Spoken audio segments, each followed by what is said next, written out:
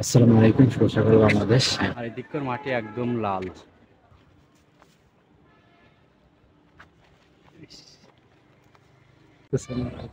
তো অনেকের শখ পায়ে হাঁটা কিংবা ভ্রমণ করা, ভ্রমণ পিপাসু। বাইপাসে হাইরোডে যাবো সামনে থেকে।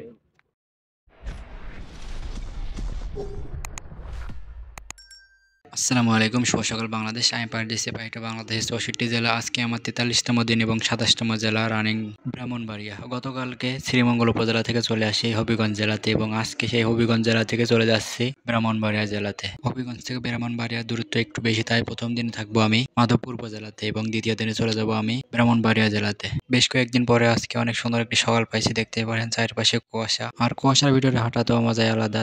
বটতলি পাইকপাড়া বাজার, আর এখান থেকে নাস্তা করলাম সকালে। দিনের বেলা হাঁটাহাঁটি, আর রাত হলেই খাওয়া দাওয়া ম্যানেজ করা লাগে। খাওয়া দাওয়া, ফ্রেশ হওয়া, তারপরে ভিডিও এডিট, পোস্ট করা বিভিন্ন গ্রুপে, এইভাবে দিন যাচ্ছে। আর এই রাত 10টা-11টার সময় ঘুমাই রাতে, আবার সকাল 5টা থেকে শুরু একদম 7টা পর্যন্ত। এর ভিতরে অ্যালার্ম বেজে যাবে, তো না ওঠে পারা নেই। এইটাই জীবন আমার, এভাবেই ডেলি চলছে, আর আগামীতেও চলবে এতদিন শেষ না হয় আমার এই যাত্রা। মেন হাইওয়েতে বিশ্ব রোডে, ঢাকা টু সিলেট, সিলেট টু ঢাকা বিশ্ব রোডে একটা নতুন ব্রিজ তৈরি হয়েছে। দেখছেন কি বড় মেশিন কাজ করতেছে। যে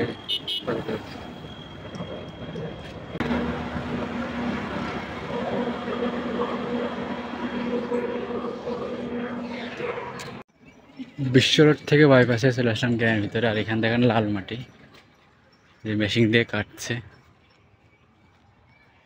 লাল মাটি। তো হঠাৎ রাবার বাগান এবং অনেক কিছু, তো দেখি রাবার কাটছে নাকি, মানে আঠা পড়ছে নাকি, এখানে একটু উঁচুতে উঠে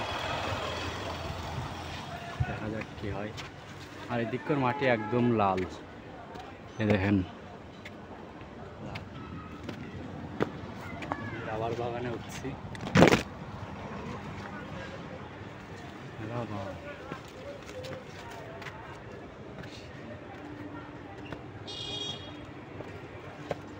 যারা ট্রেকিং করে, যারা পাহাড়ে ওঠে, অনেক কষ্ট হয়।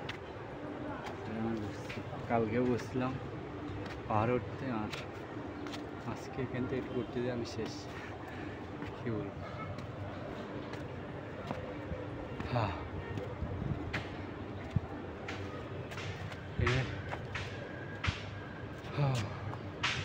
হবে গেছে মাছ। সোজাসুজি হাঁটা আবার উঁচু ওঠা, এর মধ্যে অনেক পার্থক্য আছে। এই যে রাবার বাগান দেখছেন, ওখানে দেখা যায় ওই যে সাদা সাদা দেখতে পাচ্ছেন।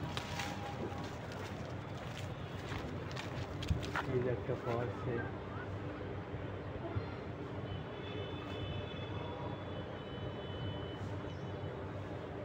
রেখে দিয়েছে দেখিয়ে দেখে দেয়।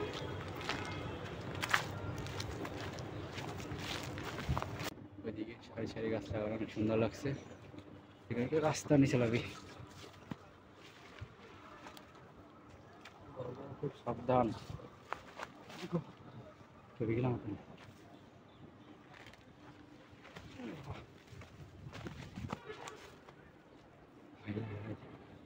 শেষ, এত কষ্ট।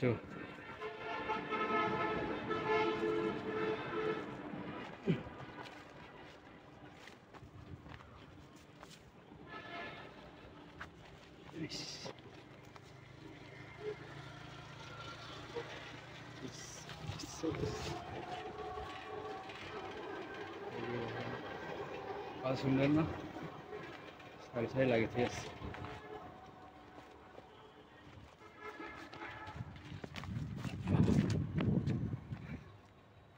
বললাম তো হয়ে যাবে, বললাম একটু পাহাড় থেকে, আর পাশেই স্টেশন।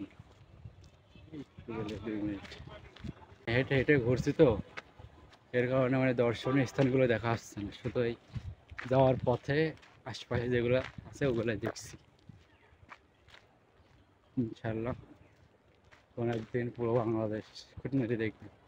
এই যে কি সুন্দর Head রাস্তা west দেখেন, towards Sihamnagar. আসলে অসাধারণ লাল মাটি, দেখতে অনেক সুন্দর। আবার উঠলাম, ওরে বাবা, এই বাস থেকে এবার একটু সোজা। বিশাল বড়, এই বাগানটা অনেক বড়। এই জঙ্গলে আমি একা, হাই হাই, ওরে কি সুন্দর জায়গা। Turn left onto Sihamnagar. দেখেন সুন্দর না, অনেক অনেক সুন্দর। তো শুনবেন নাকি আপনারা?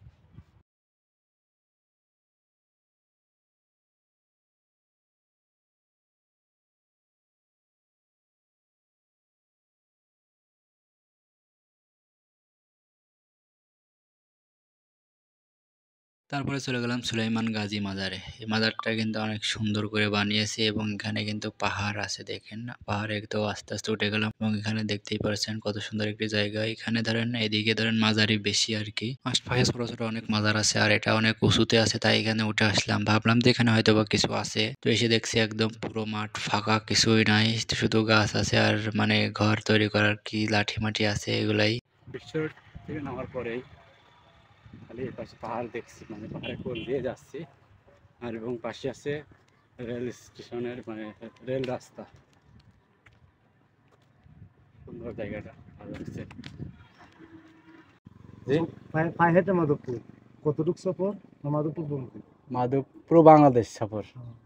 শুধু পায়ে হেঁটে? যে পায়ে হেঁটেই আবার ভিডিও টিডিও করি। আপনার এই যে চ্যানেলের নাম কি? আকাশ অন ট্রাভেলার। আপনার বাসা কোথায়? আমার সামনে। আচ্ছা, আপনি ওদের দিক দিয়ে গেলেন আর যাচ্ছেন দেখছি। না, আমি ভাবছি আপনি আসতেছেন, তো অনেকের শখ পায়ে হাঁটা কিংবা ভ্রমণ করা, ভ্রমণ পিপাসু, তাই জিজ্ঞেস করলাম। হ্যাঁ, আমি মাইন্ড করেন না আবার? না, মাইন্ড করার কি আছে, আপনার সাথে পরিচিত তো আমার ভালো লাগছে। আচ্ছা ঠিক আছে। আচ্ছা তাহলে দোয়া করেন। আচ্ছা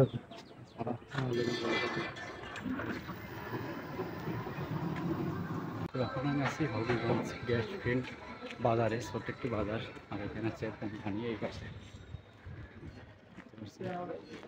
অনেক বড় এই কোম্পানি, গ্যাস তৈরি হয় ভিতরে। এই পাশে দেখেন কত সুন্দর, কি আছে, মা এরা খারাপ ছোট বাচ্চারা গরু খাওয়াতে যাচ্ছে, এটি তাদের গরু। দেখা যাক। আসসালামু আলাইকুম, নাম কি তোমাদের?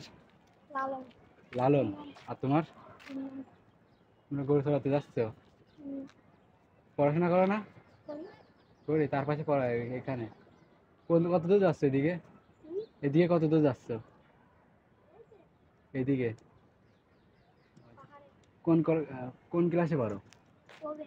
ফোরে। আর তুমি? ওয়ানে। ও গাছ চলে আসছে। হ্যাঁ, দাও, টাটা। রাখ। পড়াশোনার পাশাপাশি ছেলেদের দায়িত্ব মানে গরু চালানো, এটা ভালো।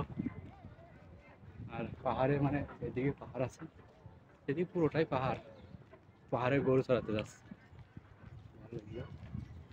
পাহাড় আর কত দূর আছে? মানে এইদিকে আর ধরেন 10 কিলো। মানে এরকম মানে লাল পাহাড় বলে। গ্রামের নাম কি হয়? গ্রামের নাম বরিত। এদিক থেকে এদিকে বাড়ি আছে নাকি? লঘুনন্দন।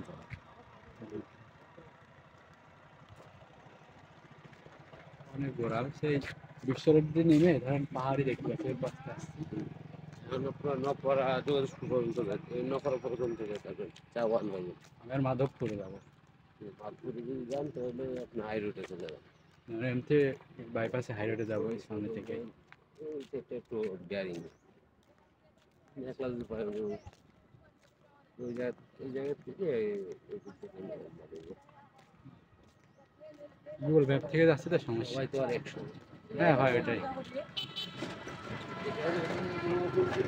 গাইলাম টিটি অ্যাড্রেসে ভালো করে যা রাখতে হবে এরকম গ্রুপ নেই ওই জায়গায় বন্ধু বান্ধব আছে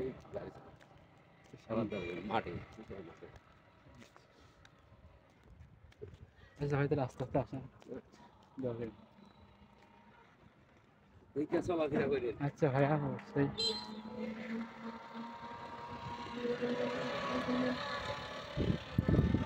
রতনপুর বাজার পার হয়ে সুন্দর একটি বাড়ি দেখতে পেলাম, দেখতে পাচ্ছেন কত সুন্দর একটি বাড়ি। আর আবার শুনলাম এটা হচ্ছে নতুন ভাবে রিসোর্ট তৈরি করা হচ্ছে, তো আসলে অনেক ভালো লাগলো। তো তারপরে চলে গেলাম মুক্তিযোদ্ধা চত্বর, মাধবপুর উপজেলা, এবং সামনে আমার আর পথ বাকি আছে 7 কিলোমিটার, এবং 7 কিলোমিটার গেলে চলে যেতে পারবো আমি মাধবপুর উপজেলা পরিষদে। পাশে পাঞ্চি রেস্টুরেন্ট, হাইওয়ে পাশে পাঞ্চি রেস্টুরেন্ট।